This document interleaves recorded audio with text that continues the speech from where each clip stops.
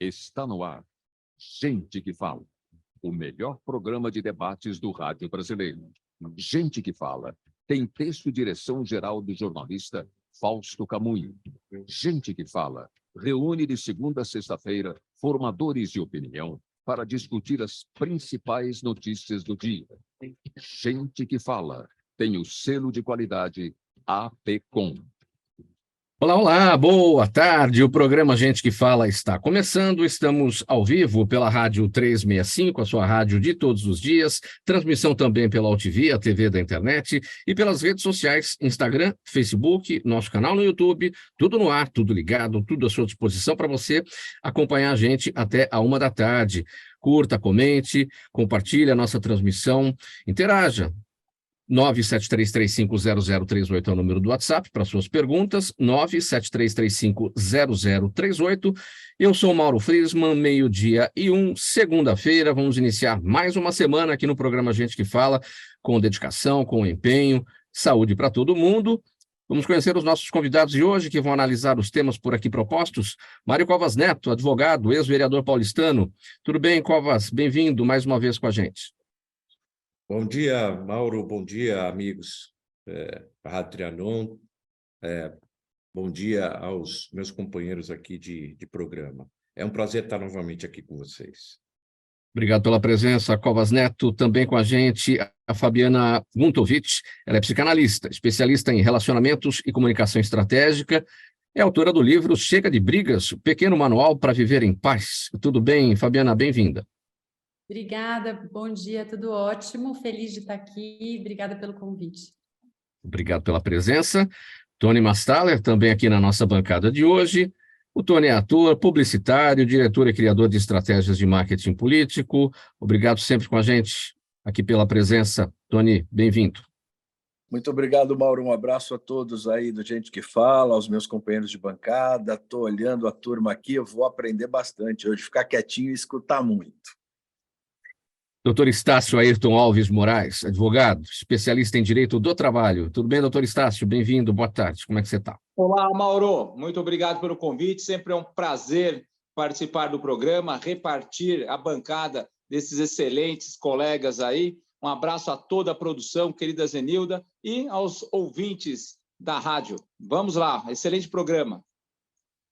12:02. Vamos ao primeiro assunto do programa Gente que Fala de hoje, ao primeiro tema desta semana, para dizer que o Tribunal Superior Eleitoral começa a julgar na próxima quinta-feira o processo aberto contra o ex-presidente Jair Bolsonaro, após aquela reunião com embaixadores realizada em julho de 2022 no Palácio do Alvorada, quando ele atacou o sistema eleitoral. Na ação apresentada pelo PDT, o ex-presidente é acusado de abuso de poder político e uso indevido dos meios de comunicação para insuflar a alegação de que as eleições brasileiras seriam fraudadas. Se for condenado, Bolsonaro ficará inelegível por 8 anos e não poderá disputar as próximas eleições. Covas Neto, eu começo com você a respeito desse tema. É um julgamento do ponto de vista eleitoral, é um julgamento técnico, portanto, um julgamento político? Para mim, é um julgamento político. Olha, não sou bolsonarista, nunca fui, tenho, inclusive, várias restrições à conduta dele enquanto presidente, ou mesmo antes disso, mas eu observo que os tribunais superiores, de modo geral, perderam um pouco a noção de que eles estão lá para fazer justiça. E perderam um pouco essa mão. Hoje, o que você vê é um tribunal agindo politicamente, interferindo em outros poderes, tentando legislar, por exemplo. Quer dizer, chega ao absurdo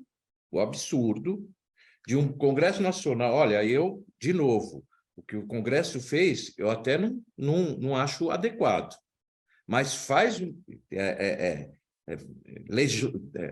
legisla, estabelece uma lei, aprova uma lei, e o tribunal agora diz que ela não é uma lei correta, justa, mas ele não é, a atribuição dele não é essa.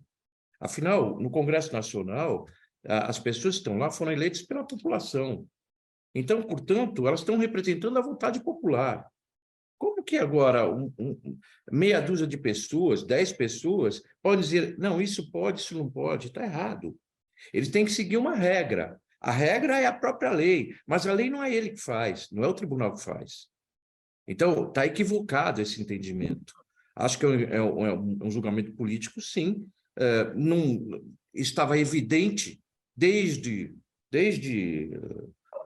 a fugida do Collor para os Estados Unidos, estava evidente quando ele voltasse, ele sofreria algum tipo de... Do Bolsonaro, você citou o Collor.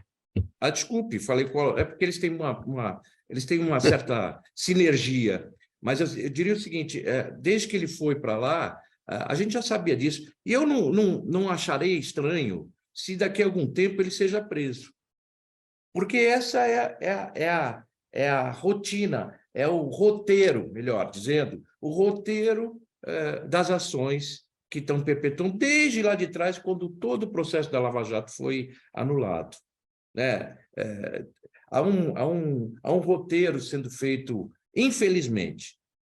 Se no passado a gente reclamava da classe política como um todo, e acho que a população tem razão de reclamar, porque, afinal, se espera que o seu representante possa te representá-lo bem, e quando você vê a série de escândalos que aconteceram, etc., as pessoas ficam realmente incomodadas.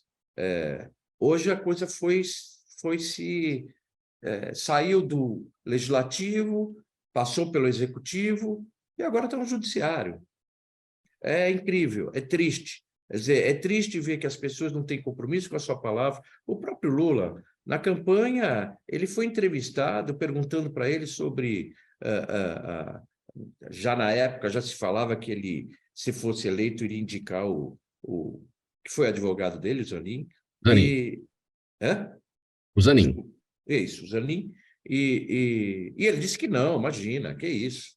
E agora indica. Quer dizer, não há compromisso com a verdade. O que você tem é uma série de pessoas atuando politicamente com determinados objetivos, e os objetivos não são os objetivos de favorecer a maioria da população brasileira. Infelizmente, não são. E aí, não é... De novo, não sou bolsonarista e não sou Lula, não sou. Mas acho que a gente caminha por uma estrada bastante complicada, porque as pessoas estão cada vez mais intolerantes uma com as outras e o descrédito é muito grande. É preciso rever esses conceitos todos, na minha opinião. É preciso que as pessoas tenham um choque de bom senso, coisa que parece que se perdeu ao longo do tempo.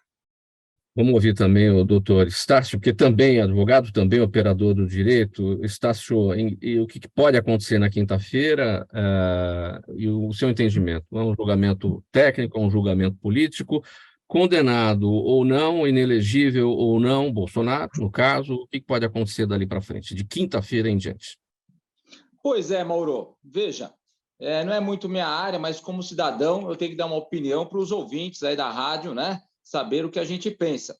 De início, eu comungo aí do que o Covas disse, realmente, para mim, é um julgamento também político, mais do que tecnicismo, mais do que legislação posta, é um julgamento político. E vejo também com muita tristeza, como qualquer cidadão eleitor brasileiro. Por quê? Se a gente olhar para a nossa democracia recente, não tão velha, e para um passado também recente, a gente vê Collor foi impeachmentado, Dilma impeachmentada, Temer foi preso, o atual presidente foi preso. Então, quer dizer, com muita tristeza, com muito, assim, vamos dizer, falta de esperança, né, dos nossos dirigentes máximos lá do Executivo, que a gente enxerga tudo isso. Agora, a gente tem que confiar na justiça, ainda que seja política, mas temos que confiar na justiça, nos ministros que lá julgarão o caso e que eles tenham na mente.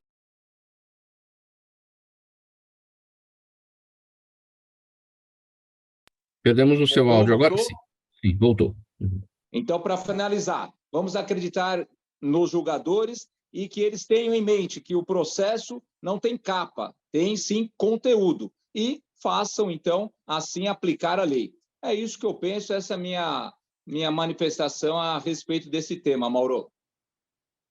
Tony Mastaler, seu entendimento, portanto, começa na quinta-feira, o julgamento da da ação, começa na quinta ação, o julgamento da ação que pode tornar Bolsonaro inelegível. Eu falei da quinta-feira em diante, não, o julgamento não termina na quinta-feira, ele começa na quinta-feira, deve ir até o final do mês, né? Seu entendimento, Tony? Bom, Mauro, engrossando aí os dois doutores, e não é a minha área legal, mas eu entendo que é completamente político, e como cidadão eu me sinto muito frustrado, porque discordo de N coisas idiotas e mal feitas que o Bolsonaro fez.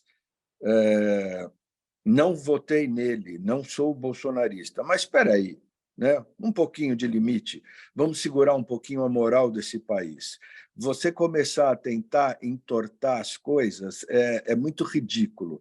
Eu converso com amigos fora do Brasil e nós estamos hoje, para minha tristeza, sendo uma piada, né? Essa história de que chamar as pessoas de terroristas porque entraram num domingo e quebraram bens e cadeiras e mesas, etc. É meio estúpido do que você assassinar pessoas e estourar, usar explosivos em banco e tudo mais. Então, estão querendo juntar as coisas de uma maneira muito feia e muito triste. O Mário Covas citou uma coisa que eu acho interessante. Na publicidade, nós temos o CONAR, é o Conselho Nacional de Autorregulamentação Publicitária, que se você diz uma coisa no comercial e ela não é verdade, ou você aquele produto não faz o que falou que fazia, você é punido, aquele comercial sai do ar e você toma uma multa pesadíssima. Na política não tem isso. Nós já aventamos isso uma vez num outro programa, e aí foi dito, não, mas tem nas eleições. A eleição é muito demorada. Você prometeu, disse que ia fazer, não fez, no ato, você tem que ser punido, porque você está alimentando a mentira. Nós estamos colocando uma semente, principalmente nos mais jovens, que é terrível. Eu estava vendo jogo esses dias de futebol, vôlei, etc. E agora é muito engraçado no jogo de futebol. A bola sai fora, cada time aponta para um lado para se beneficiar. Virou moda isso. Quer dizer, gente, o meu neto estava do meu lado, ele olhou para mim e falou assim, escuta, não... por que eles estão mentindo?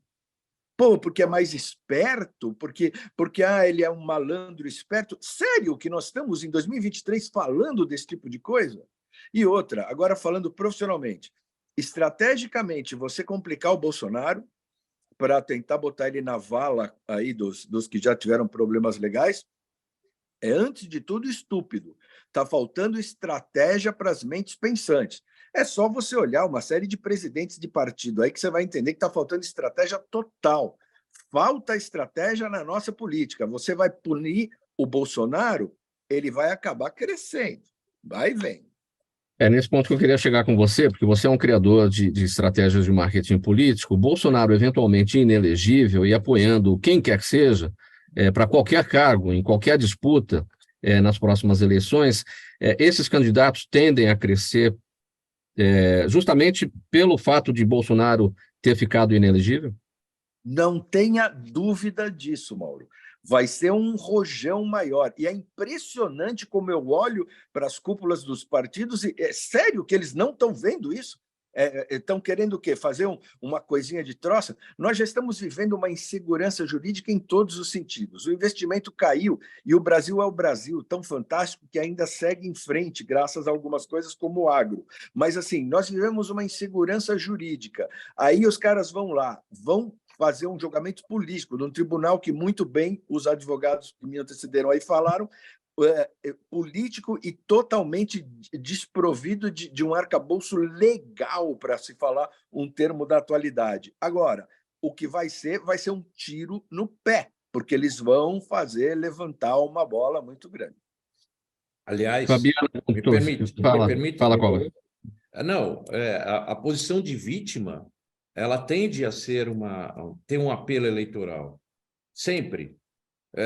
Os partidários do Bolsonaro, quer dizer, você não vai convencê-los de que ele é inelegível, ele é um cidadão ou um mau político.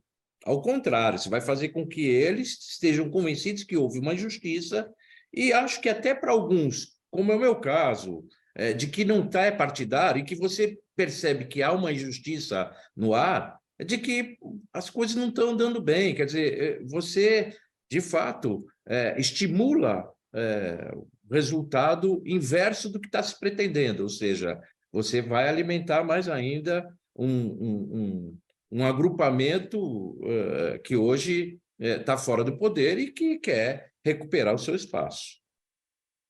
Fabiana Guntovitch, eu vou te chamar de Fabi, porque eu vejo que você se denomina assim, se autodenomina Fabi. Você é autora do livro Chega de Brigas.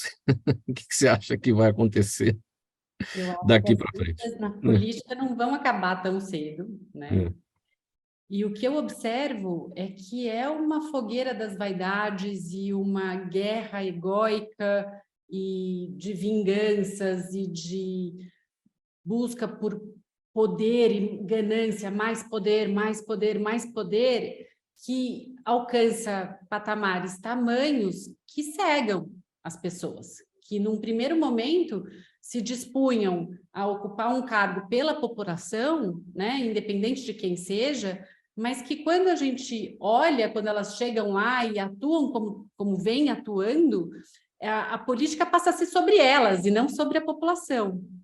E aí é muito triste, porque a única coisa que combateria essa fogueira das vaidades seria uma população educada sobre política, sobre sociologia, sobre humanidade, sobre valores, sobre ética, que desse para essas crianças, esses adolescentes e para as pessoas uma capacidade de pensamento crítico.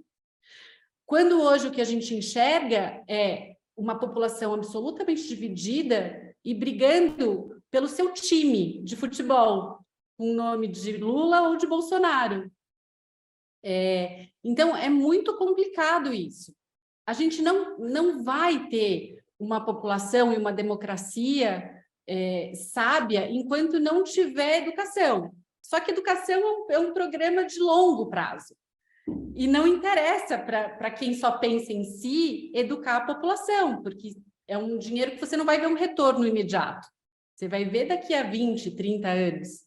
E aí a minha observação como psicanalista e como parte da sociedade e distanciada da política é essa. Eu acho que a gente precisa parar de olhar para a política como com idolatria, com o ego, entendendo que é sobre mim, né? Tipo, se eu votei no Lula e o Bolsonaro é preso, eu ganhei. Se eu votei no Bolsonaro e o Lula é derrubado, eu ganhei. Não é sobre isso, a gente precisa pensar na população e não nos nossos próprios egos, né?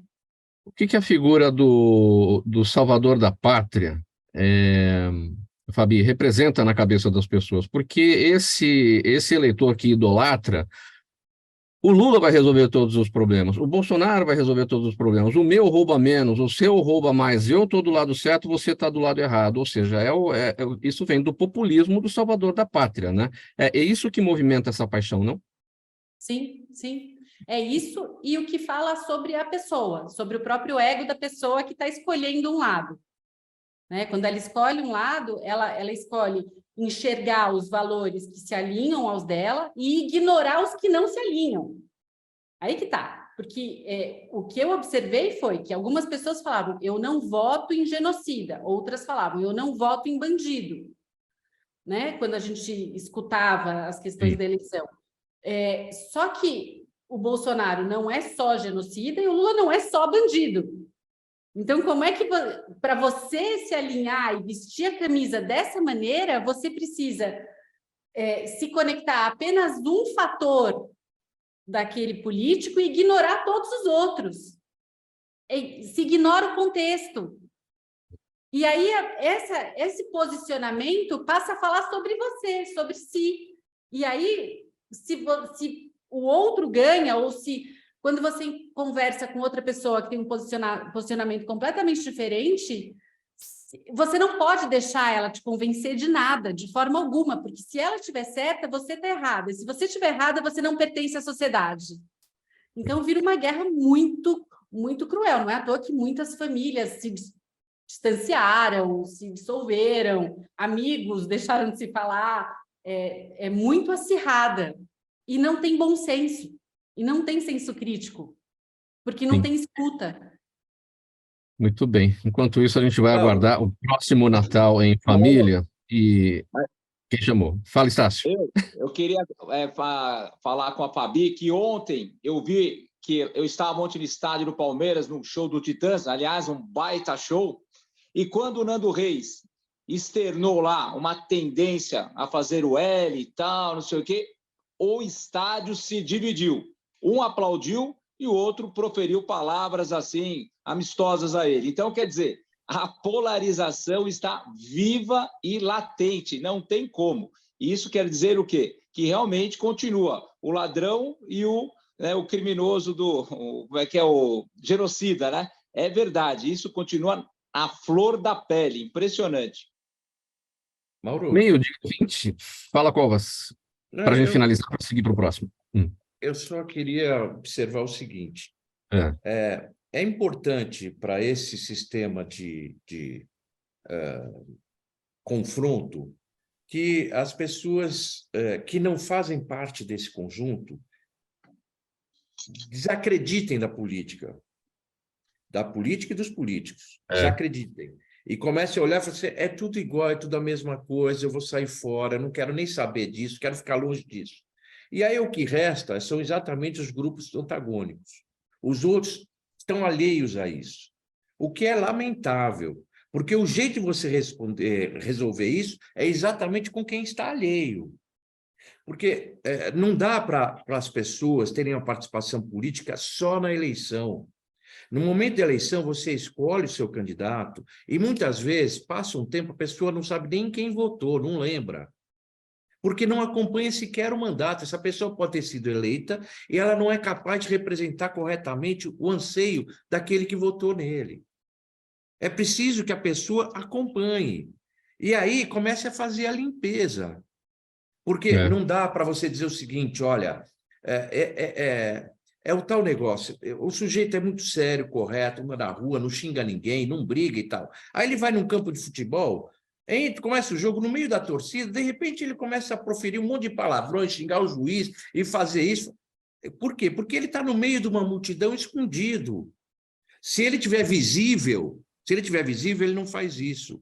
E é isso que é preciso ter. É preciso dar visibilidade aos políticos e a condução de cada um deles e as pessoas se interessarem por isso, para poder fazer uma boa seleção e a gente, de fato, sair dessa polarização que, na verdade, não ajuda o país. 12:22, programa Gente que Fala no ar, edição de segunda-feira, a gente aqui pela Rádio 365, sua rádio de todos os dias, também pela UTV, a TV da internet e pelas redes sociais. Próximo tema. Uma das leis com mais impactos na cidade, o Plano Diretor de São Paulo, está em fase final de revisão e deve ser aprovado em votação definitiva agora na quarta-feira na Câmara Municipal. As principais mudanças abrangem tanto os quarteirões próximos de metrô, trem e corredor de ônibus, quanto as quadras nos chamados miolos dos bairros. A proposta divide opiniões entre urbanistas, associações de moradores, setor imobiliário e parlamentares, principalmente pelo fato do novo texto ampliar a área e facilitar as regras para a construção dos entornos dos corredores de transporte. Covas, antes de a gente entrar no mérito aqui, é só para a gente colocar a nossa audiência a par do que está acontecendo. Vamos contextualizar. Temos um plano diretor, ele está em vigor desde 2014, de tempos em tempos, acho que a cada 10 anos, ou um pouquinho menos, tem que ser revisto, e é isso que está acontecendo na cidade de São Paulo. Então, novas regras vão entrar, algumas coisas vão mudar, e é isso que está polemizando, né? É esse o momento que a gente vive? Exatamente. Na verdade, essa revisão já estava prevista quando foi aprovado o plano diretor lá atrás, ela deveria ter sido feita há 2 anos, ela foi sendo prorrogada para ser votada só agora. O que é o plano diretor? O plano diretor é você pensar na cidade para o futuro, para onde ela vai crescer, o que ela vai acontecer. Então, você olha a cidade, pensa nos próximos anos, bom, eu quero adensar a Zona Leste, eu quero trazer novo transporte para cá, enfim, o plano diretor é isso, é você ter as regras da cidade. Quando ele foi feito lá atrás, ele foi pensado da seguinte forma, nos grandes corredores da cidade, hoje você tem transporte coletivo, vamos dizer, com mais abundância. Você tem corredores de ônibus, você tem metrô, você tem linhas de trens, eventualmente. Se pensou o seguinte, o usuário desse transporte é que deve morar próximo do transporte. Não faz sentido você ter um corredor onde tem uma grande via, onde você tem a linha do metrô, e você tem um edifício de alto padrão na frente do corredor, que é o que vinha acontecendo. Então, a lógica era o seguinte, vamos estimular que se faça unidades menores para abrigar as pessoas, que tenham pequenos comércios embaixo, que tenha menos vaga de garagem, que é exatamente para estimular essas pessoas para virem para cá. Isso é para você poder trazer gente da periferia, que hoje, para trabalhar, tem que usar o transporte e demora muito tempo para chegar no seu local de trabalho e voltar, como também você proporcionar que você adense mais áreas que hoje são menos adensadas, como a região central da cidade, por exemplo. O que acontece é que, passado um tempo, o que faz o legislador, o executivo, o legislador e a população? Ela percebe que aquele plano diretor pensado, ele serviu ou não serviu. O que aconteceu? Esse propósito foi atendido ou não foi atendido? Deu certo ou não deu certo? E, a partir daí, você inova, ou não, ou mantém. O que tem hoje é uma mudança, a meu ver, equivocada, pelo menos no que diz respeito a esse conceito dos eixos, eu acho que o correto era aquilo mesmo, mas você tem uma grande pressão também, tanto da parte imobiliária, de um crescimento da cidade para outros lados. Onde eu moro aqui, tem uma quantidade de prédios imensa sendo lançados, um monte. Porque você ainda tem muita procura, muita demanda. Então, é óbvio que você tem um jogo de pressão, seja de um lado morador de uma casa que não quer ver um prédio do seu lado, que vai fazer sombra ao seu imóvel, e que ele tem razão, né? Ou que vai transformar um bairro que é sossegado num trânsito infernal, né? E, do outro lado, você tem toda uma população querendo novas opções, preços mais baratos de imóveis, mais acesso, enfim. Essa pressão que é antagônica é que faz a Câmara fazer várias audiências públicas, o Executivo também fez várias audiências públicas, para no final ter um relatório e ser votado. Ele, certamente, qualquer que seja o resultado final, não vai agradar a todos. Vai agradar uma parte, outra parte não. Eu espero que a parte que veja bem, que saia satisfeita, seja a maioria, né? E se for a minoria, aí, infelizmente, nós andamos para trás. Que seja a maioria e que seja pelo que tragam bem para a cidade, né? Que tragam bem para essas pessoas e que tragam bem para a cidade. Mas aí é que está. Como são antagônicas, você pode olhar que é um bem de um lado ou de outro. É bem para um lado, não para o outro, né? Mas aí é que está. Você tem que pôr na balança. Às vezes as coisas são ou é um lado ou um outro. Você tem que escolher um lado. E às vezes você tem qualidades nos dois lados e tem defeitos nos dois lados. Você tem a polarização, de novo. Essa é a função de um administrador público. Ele tem que tomar decisões. As decisões nem sempre vão agradar, mas ele tem que tomar as decisões. E tem que se amparar numa lógica. Eu tomei essa decisão por tal motivo, porque isso ocasiona uma melhoria para a população desta forma. E vai ter gente que vai dizer, não, mas isso pode prejudicar de outra forma. Ok, isso faz parte da vida, é assim. Em casa é assim. E essa votação que vai acontecer agora, na quarta-feira, na Câmara Municipal, é a última, já é definitiva? O que acontecer está resolvido? Na realidade, você tem você já votou, já foi votado em primeira votação, tem uma segunda votação agora. Ela do ponto de vista do legislativo, é definitivo. Aí vai para o executivo. Eu não sei se no plano diretor o executivo pode, depois da votação, alterar alguma coisa. Creio que não. Mas, do ponto de vista do legislativo, com certeza encerra agora. Se acontecer, de fato, na quarta-feira a votação. Mas como nós temos um presidente da Câmara, temos um presidente da Câmara que é muito, diria, muito hábil, diz que quarta-feira vai ser votado, imagino que ele... eu confesso que ele, toda vez que fala uma determinada data, ele consegue impor a sua vontade perante a maioria lá. Então, acredito que quarta-feira vote.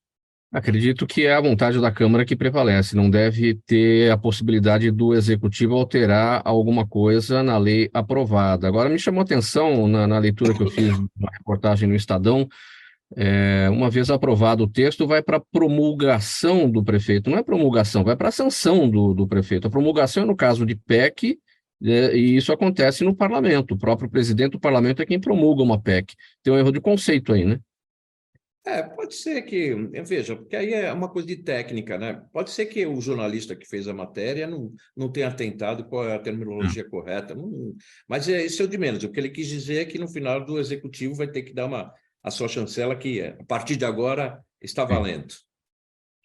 Muito bem, 12:30, programa Gente que Fala no ar, edição de segunda-feira, por aqui, Rádio 365. Estamos ao vivo, a 365, a sua rádio de todos os dias, também pela Altivia, a TV da internet e pelas redes sociais, Instagram, Facebook e o nosso canal no YouTube.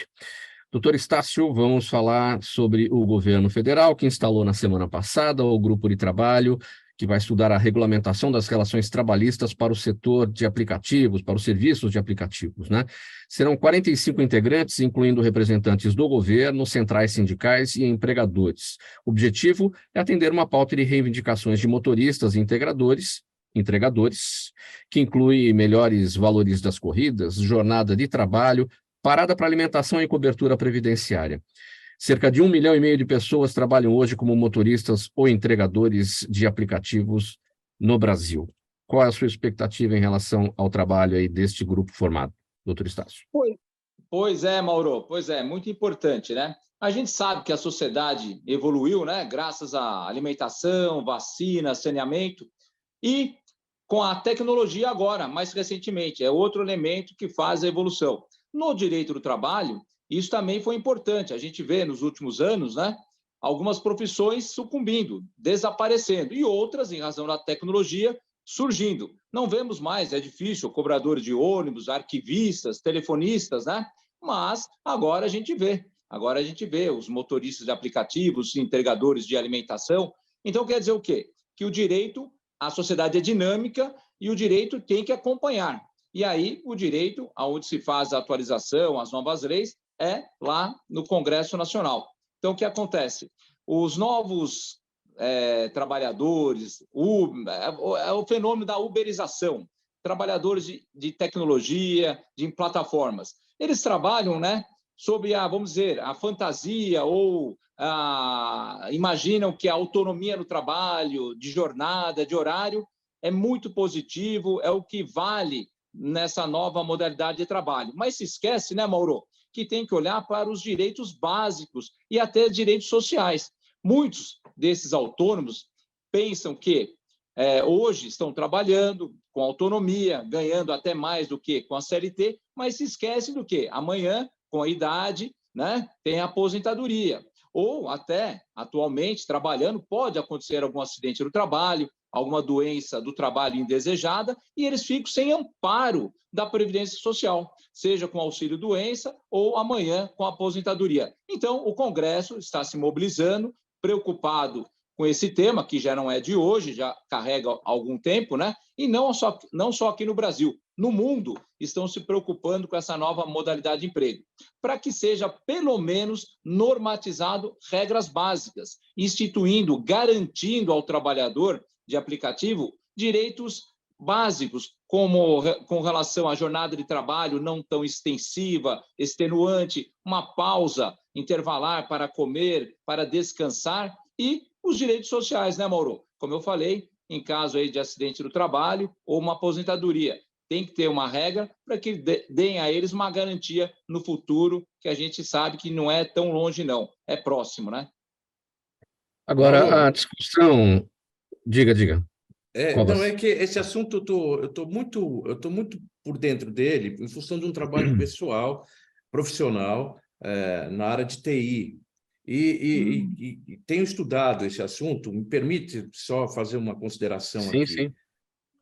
há uma série de julgados já nos tribunais em que a Uber, ou enfim, as coisas de aplicativo, ganharam, porque eles dizem o seguinte: olha, o meu modelo de negócio é simplesmente de intermediação. Eu não tenho funcionários. Eu tenho colaboradores, parceiros que prestam o meu serviço e, portanto, eles são autônomos. Eu não tenho nada a ver com eles. Isso foi em virtude, por exemplo, as prefeituras quererem a lista dos trabalhadores deles e tal, e eles falaram assim: eu não tenho lista nenhuma, porque eles não são meus funcionários. Então, você começa a ter um problema de modelo de negócio e que o judiciário está entendendo que o modelo de negócio é correto e tem que ser feito dessa maneira. Agora, ele tem não só esse problema de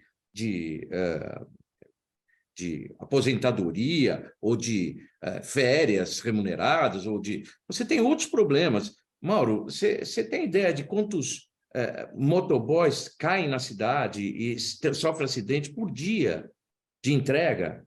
Essas pessoas acabam sendo levadas para hospitais públicos. O dinheiro que se paga lá para enfim, tratar dessas pessoas é dinheiro público, é a população toda que está pagando. As empresas de tecnologia, elas não se metem nisso, elas simplesmente substituem esse por outro. E ele que fique. O ônus é do Estado, porque tem que pagar o hospital público, o ônus é do motoboy, porque ele deixa de trabalhar e ele vai ter que se virar para arrumar o dinheiro de alguma forma. Agora, penso que o que está em jogo, e me desculpe discordar de você, Estácio, me desculpe. Vamos lá. É só pelo seguinte: eu não acho que eles optam porque ganham mais ou porque possam trabalhar com horário mais flexível. Eles optam por esse serviço porque esse serviço dá serviço sempre. Eles conseguem acabar um e ter um outro serviço. Eles estão sempre trabalhando, então eles têm mais remuneração no conjunto, mas uma parte disso eles têm que dar para a empresa, uma parte considerável. Por que eles têm isso sempre? Porque o aplicativo ele faz a junção de quem quer comprar com quem quer vender, né? E coloca o intermediário para fazer a entrega. Muito bem. Isso, eu acho que o poder público, ao invés de se preocupar com essa relação de trabalho, devia se preocupar em ele próprio ter um aplicativo igual. Porque qual é o problema hoje? Se você quiser pegar um transporte passageiro, como o Uber ou coisa que seja, no extremo da Zona Leste, você não vai achar, porque ninguém vai atender lá. Ao passo que quando você tem o táxi é obrigado a fazer isso.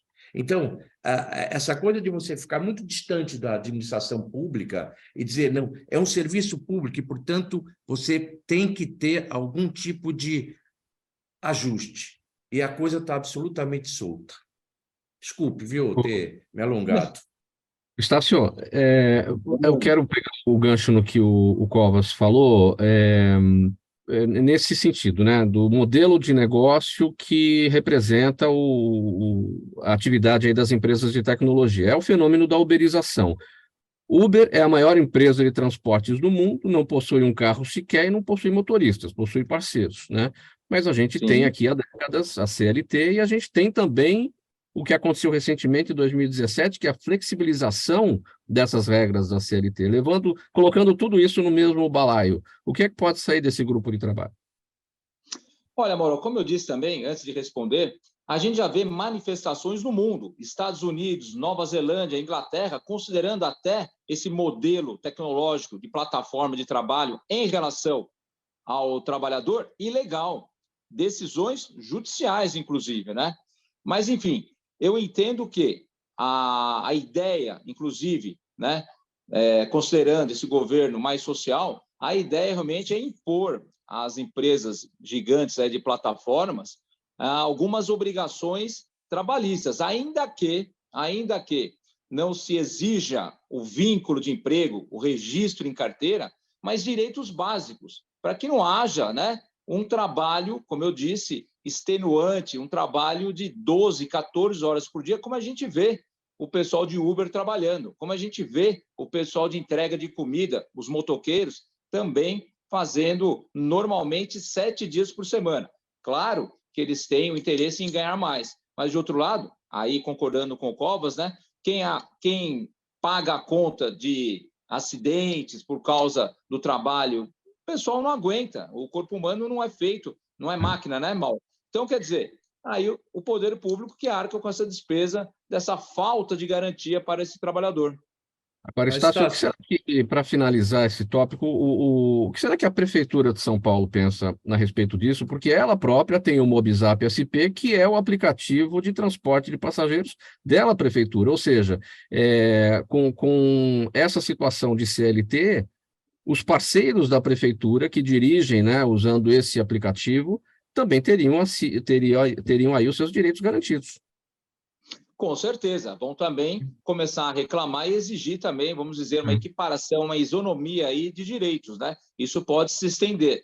Então, o que a gente tem que ficar atento, todos os ouvintes, inclusive, né? Ainda mais os trabalhadores dessa modalidade, é o que vai acontecer lá na Câmara Federal. Vamos ver qual vai ser o entendimento, o que eles vão colocar como regra para esse tipo de trabalhador. Eu acredito que não vai dar vínculo, mas pelo menos alguns direitos básicos para que trabalhem com tranquilidade, inclusive, né, com aquela, como falamos, o auxílio-doença e a aposentadoria.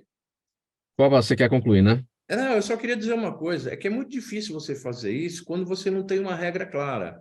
O cara que é do aplicativo, ele pode trabalhar um dia por semana, 1 hora por dia, um dia sim, outro não. Não tem uma regra. A gente pensa sempre numa regra mais ou menos tradicional, que é o sujeito trabalhar todos os dias, determinada hora, etc. Mas não tem essa regra. É exatamente o argumento que eles usam. O meu modelo de negócio é o seguinte: quem está interessado, tem um negócio aqui, ó, tem uma corrida daqui para lá. Você está interessado? Então vai. E nós estamos muito focados ainda na época do trabalhador normal, que entra num horário, sai no outro horário, etc., e tem os seus direitos por aí. Ou seja, o trabalho dessa comissão vai ser bastante complicado. Vai ser árduo. Meio-dia e 42. Pessoal, vamos seguir aqui para o próximo tema. Programa Gente que Fala, pela 365, sua rádio de todos os dias, AllTV, TV da internet e redes sociais. Mesmo no meio dessa confusão que está no mundo todo aí, quem não quer ter relacionamentos agradáveis, felizes? Só que na maioria das vezes, isso exige um grande amadurecimento emocional de todos os envolvidos. E habituada a lidar com essas questões, tanto pessoais quanto profissionais, a psicanalista Fabiana Guntovich, que está aqui com a gente, atua em palestras, workshops, cursos e até livros com essa temática. Livros, por exemplo, Chega de Brigas, Pequeno Manual para Viver em Paz. Dá para viver sem brigas, Fabi? Eu acho que briga faz parte do comportamento humano, né? Eu não acho que um ser humano seja capaz de nascer, viver uma vida inteira sem nunca ter brigado, discutido com alguém. No entanto, à medida que a gente vai amadurecendo, a gente tem a oportunidade de se relacionar com pessoas e escolher melhor as nossas palavras, escolher a forma, entender melhor os nossos porquês, né, e paraquês das brigas. A partir do momento que você tem essa maturidade, essa capacidade de autorreflexão, você consegue se posicionar, impor limite, buscar as suas prioridades e os seus desejos sem invalidar o outro e sem permitir que te invalidem também. Acho que essa é a grande chave da história. Sim, agora você leva esse tema para as palestras, para os workshops, cursos, enfim. O que é que você observa no dia a dia? Você falou, todo mundo briga de alguma maneira, né? Agora, isso tem ganhado ares, assim, diante dessa confusão que a gente vive no mundo, né? Ares sem solução, digamos assim. Está difícil mediar a briga das pessoas? Se elas não estiverem dispostas a ouvir, é impossível.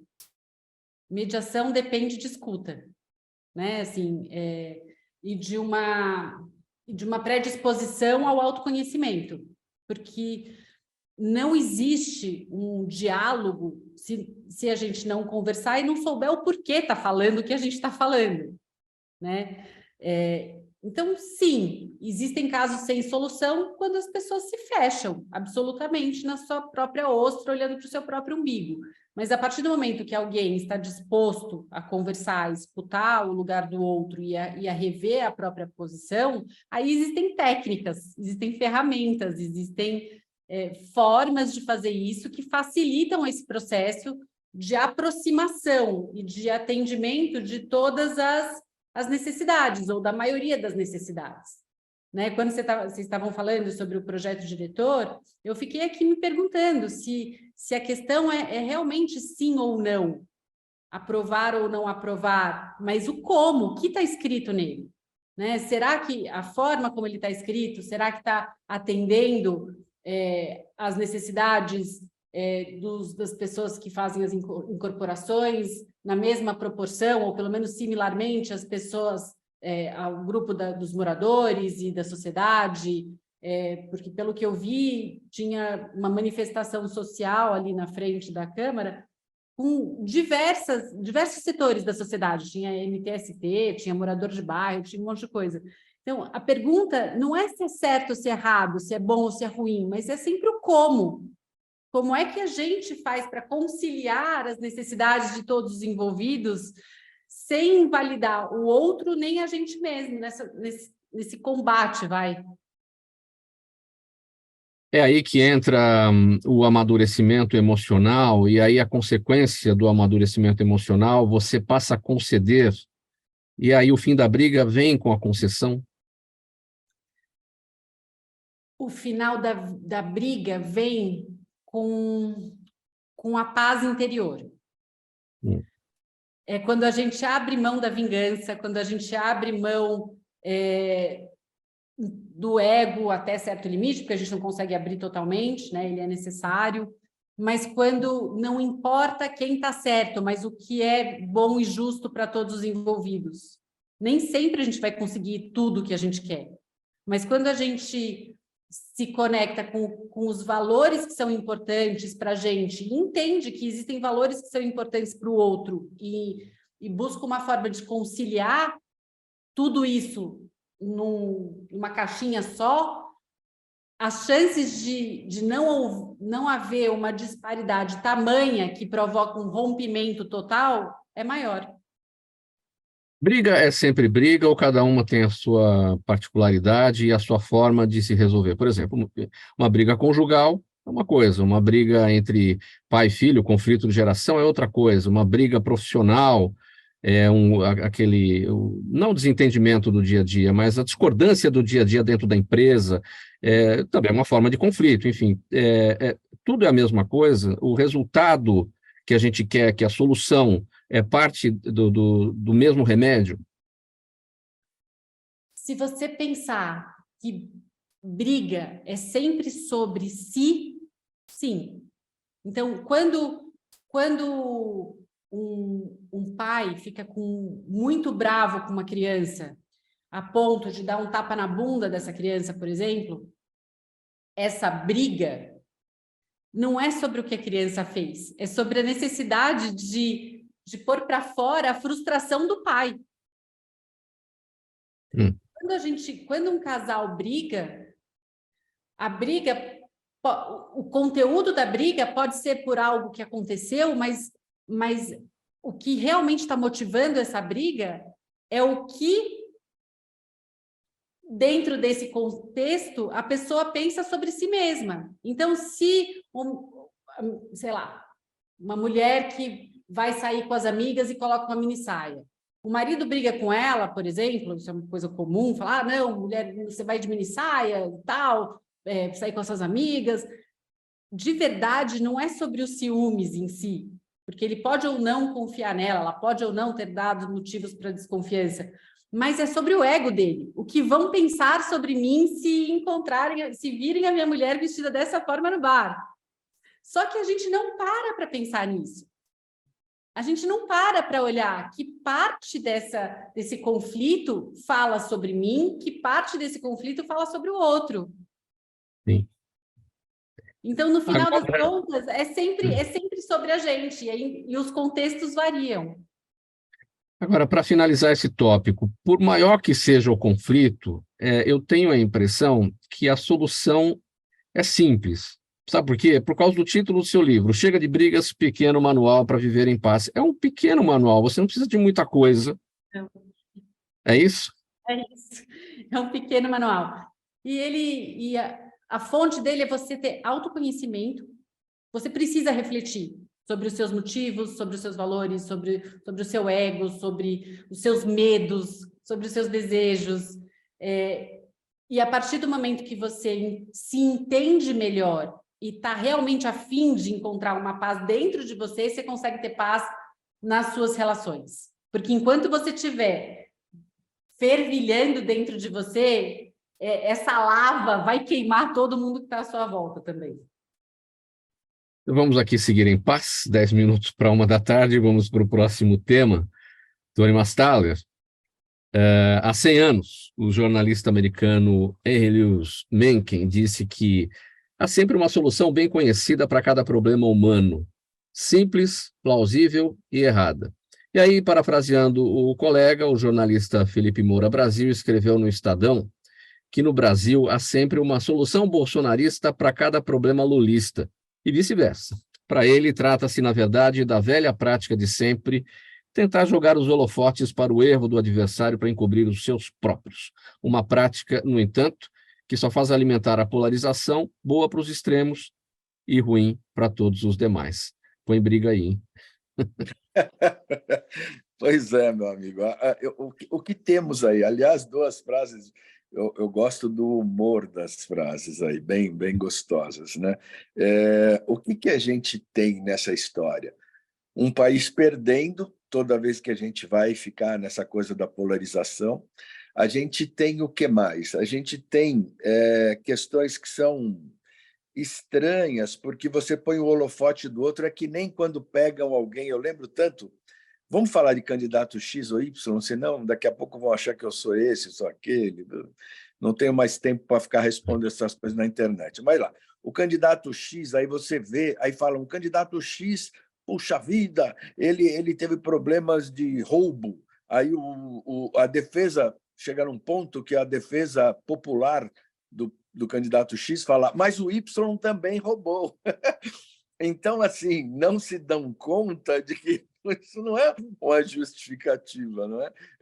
A gente sai completamente fora. Eu tenho plena e total certeza de que o melhor caminho para o Brasil não está nas pontas, né?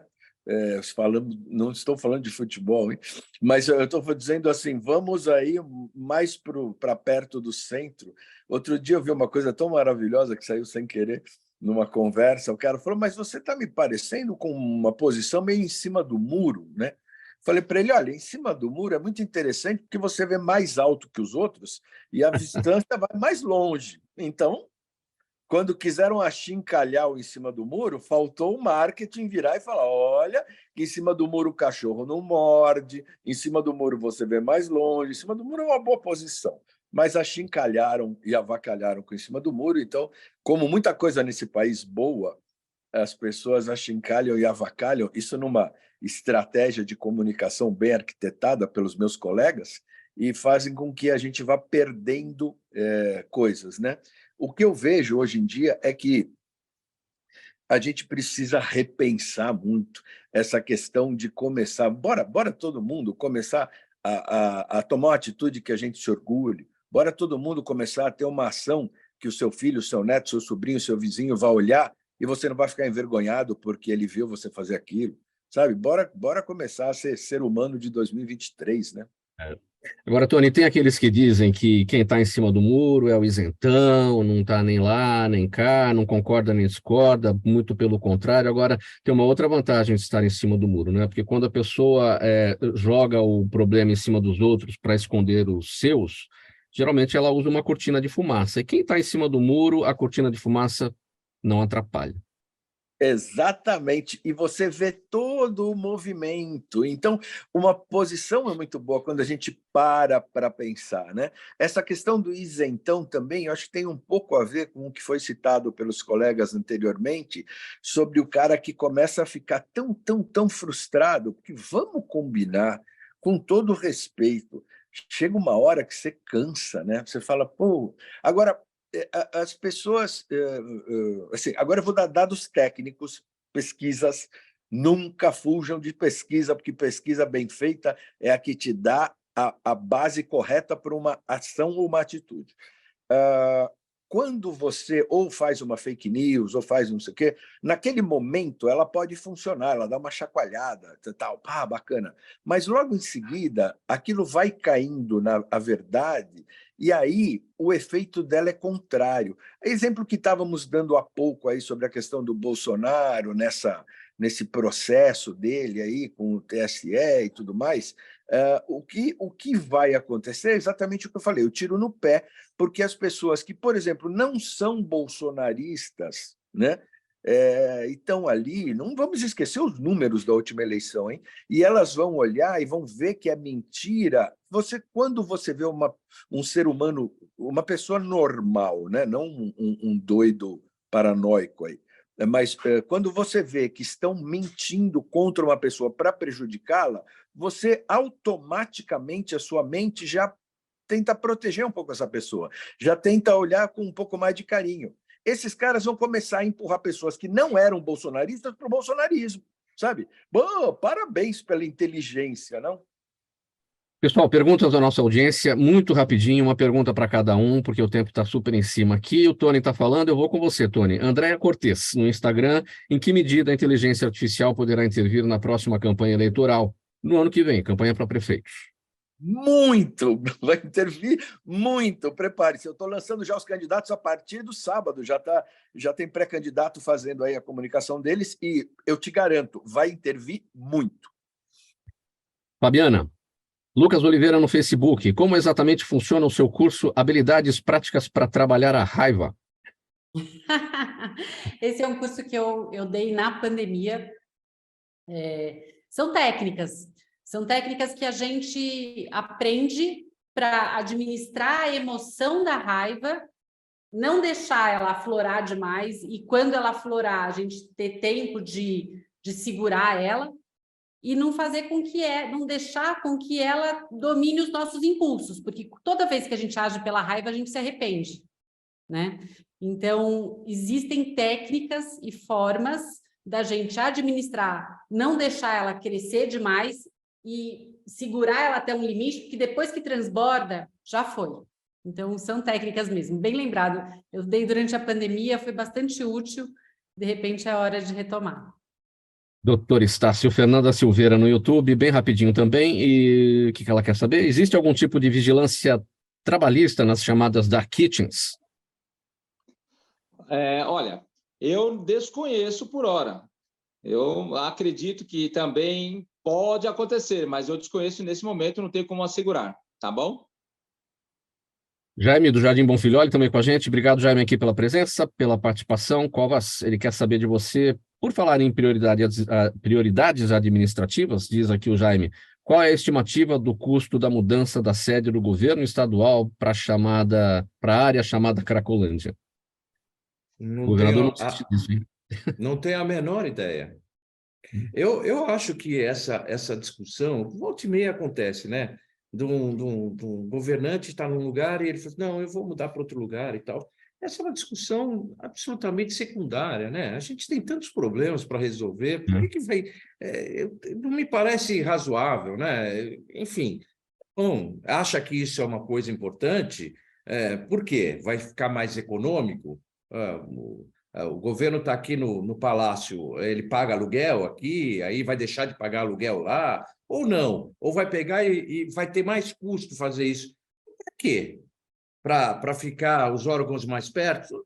É razoável isso. Mas hoje em dia, com a comunicação que é feita pela internet, essa proximidade física, ela já não é tão importante assim. Então, alguém ainda vai dizer que é para valorizar o centro, diminuir você pode valorizar de várias...